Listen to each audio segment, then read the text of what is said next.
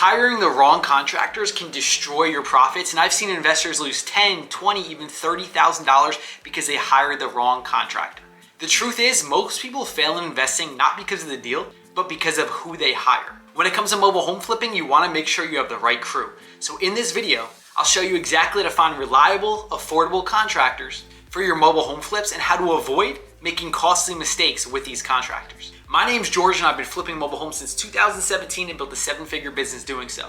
So I learned the hard way on how to hire and to manage contractors who actually deliver. And today I'm breaking down exactly how you can do the same. The first step is to work backwards. Ask yourself, what's my total renovation budget?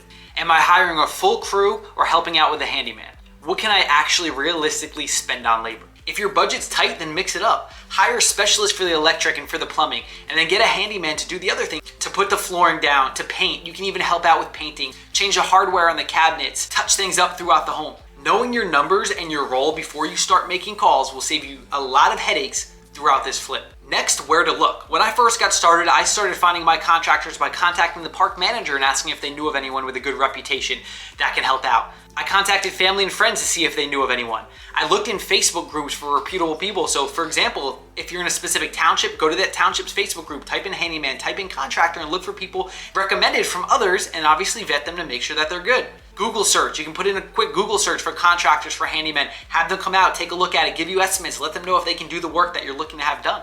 Ask residents inside the mobile home park. See if a lot of people tell you someone's good, and obviously always check their reputation. Look at photos that they've done of other work that they've done. Contact past clients if you can get in touch with them. Make sure you verify their reputation. Once you have the names, once you have the estimates, once they can break things down, you can get a feel for people when they first look at the home, but verify their reputation. Verify that they are who they say they are, and they can get done what they say that they can get done. As mentioned, on top of that, make sure you're getting multiple quotes. You want to get 4 to 5 quotes. If you're getting contracting crew, then get a bunch of crews in there and get 4 to 5 quotes. If you have handyman coming in, get a bunch of quotes from the handyman. Make sure the numbers pencil out and the numbers make sense, because these numbers are extremely important to you. If one crew comes in and says I can do this job for $30,000, and another crew comes in and says I can do this job for $7,000, $30,000 may be too high and $7,000 may be too low. You're like, all right, what are you guys doing if you're only spending $7,000? Figure out that number that makes sense for you as you reverse engineer your numbers. You know your sales price, you know how much you have, what your budget is, how much you want to make on the home, so make sure that those numbers make sense. If the home's only selling for $50,000, they say $30,000, you bought it for $15,000, now you only have a $5,000 profit to make if everything goes perfect. So that's not good. And make sure you take your time hiring, because the worst thing in the world is to get a bad crew that messes everything up. So make sure you get a scope of work from them, what they see needs to be done.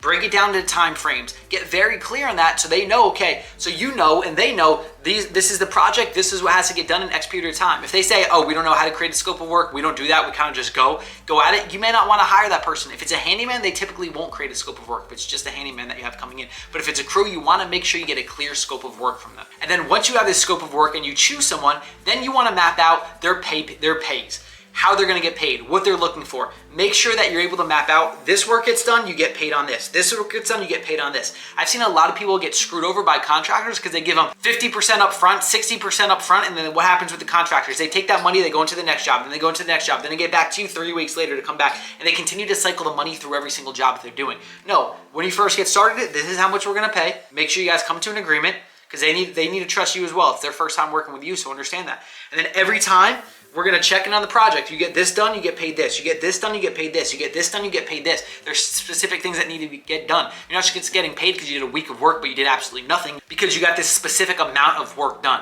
Or clear criteria of what week 2 needs to look like. Now you get paid out because you got that work. And make sure you are managing your job. Once you have your contractors in, once that's all clear, scope of work, the pay period, everything's agreed on, and they get started working, manage your job. You're going there multiple times per week to check in on it, especially when you're first getting started with the crew. You have them sending you videos at the end of each day of exactly what they got done, sending photos of exactly what they got done to make sure that they are staying in the scope of work and the time period that you guys have laid out. And if any challenges or any questions come up, make sure they are communicating with you and letting you know exactly what is happening. At the end of each day, they let you know, we got this done, send you a video. Perfect. Now you move on to the next day and they get the next amount of work done. And by the end of each week, before you pay them, make sure you're checking in on the job. Make sure you're going there to make sure that that work actually got done. And another bonus tip, if you have them picking up material, there's a couple different ways that you can go about it, depending on where you're sourcing your material from. If you're sourcing it from Home Depot, for example, they go to the Pro Desk, you get a Pro membership, they go to the Pro Desk. Once they go to pick the stuff up, they then give the phone, or the Pro Desk calls you, and then you give the Pro Desk your card number so you know exactly how much it's gonna cost. Everything's broken down, it's sent to your receipt so you know exactly what's on there. Because contractors can go and buy a bunch of stuff, they don't give you the receipts, they buy a bunch of random things as well, they buy tools for themselves and you have no idea what they're purchasing.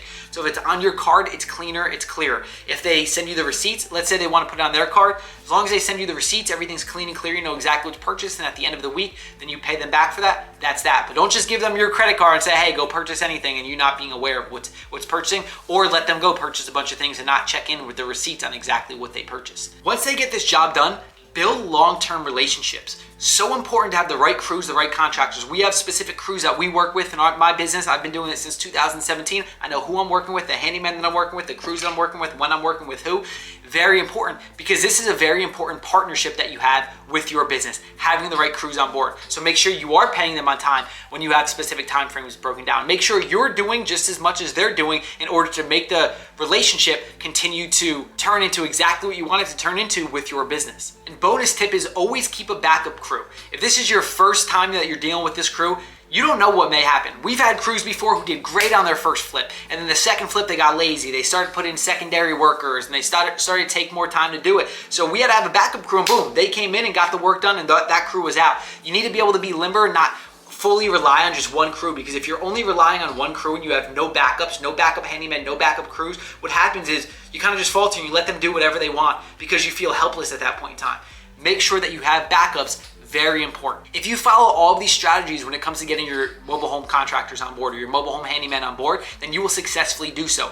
And I want to emphasize again, make sure you have clear scope of work. You have clear time frames. You have a clear time frame of when they're getting paid. You're checking in on the work. If you're doing so, then you can make it a very successful relationship and you won't have to worry about them screwing you over. Finding the right contractors can be one of the hardest parts of flipping, but if you do it the right way and you master it, it will allow your business to grow very, very fast. Down in the description and down in our comments down below, I have a free Skool community. In this community, we have mini trainings. You can ask any questions inside there. Highly recommend to join if you're looking to invest in mobile homes and get into this business and ask us questions so we can give you some guidance. We also have a free training down below as well, which you can click on the link down below. Comment with any questions that you have. Make sure to subscribe to this channel because we have a bunch of other videos on this channel that you can click around and watch. And I will catch you in the next video. Happy investing.